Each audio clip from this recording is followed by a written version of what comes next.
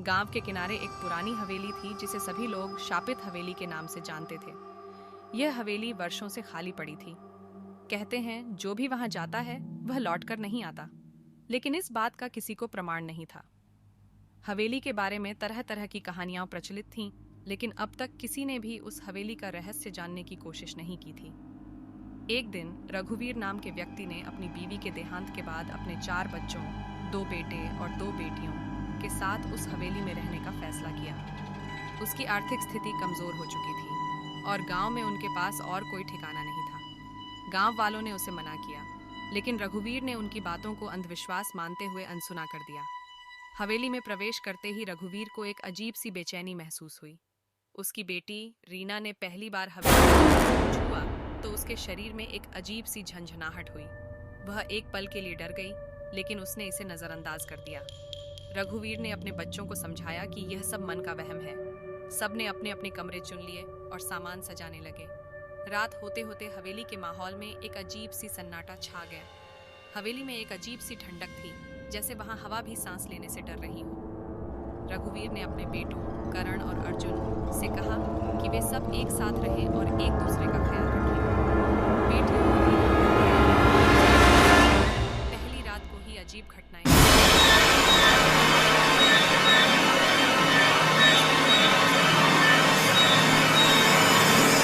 उसे लगा कि शायद हवा की वजह से ऐसा हो रहा है, लेकिन जब उसने दरवाजे के पास जाकर देखा तो बाहर कोई नहीं था।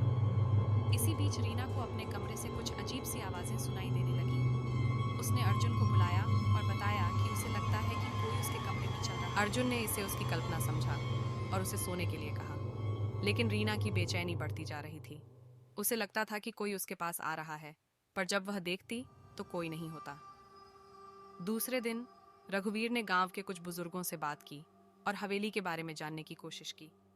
एक बूढ़े आदमी ने उसे बताया कि इस हवेली में कई वर्षों पहले एक भयानक हादसा हुआ था। हवेली के मालिक ने अपनी पत्नी और बच्चों को मार डाला था और खुद भी आत्महत्या कर ली थी।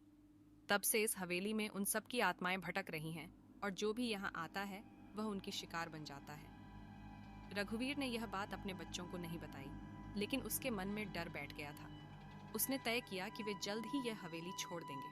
तीसरी रात को हवेली में अचानक कुछ अजीब घटनाएं होने लगीं।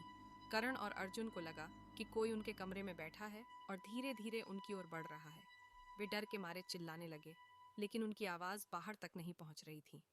उसी वक्त रीना और पायल को अपने कमरे में एक परछाई दिखाई दी, जो धीरे धीरे स्पष्ट हो रही थी। रघुवीर ने अपने बच्चों की आवाज सुनी और तुरंत उनके कमरों की ओर भागा। जब वह कमरे में पहुंचा तो उसने देखा कि उसके बेटे और बेटियां एक कोने में सहमे हुए बैठे थे और उनके सामने एक धुंधली सी आकृति थी।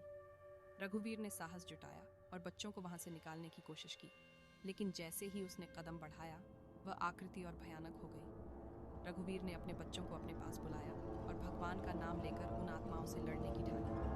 उसने अपनी बीवी की पुरानी तस्वीर निकालकर जैसे ही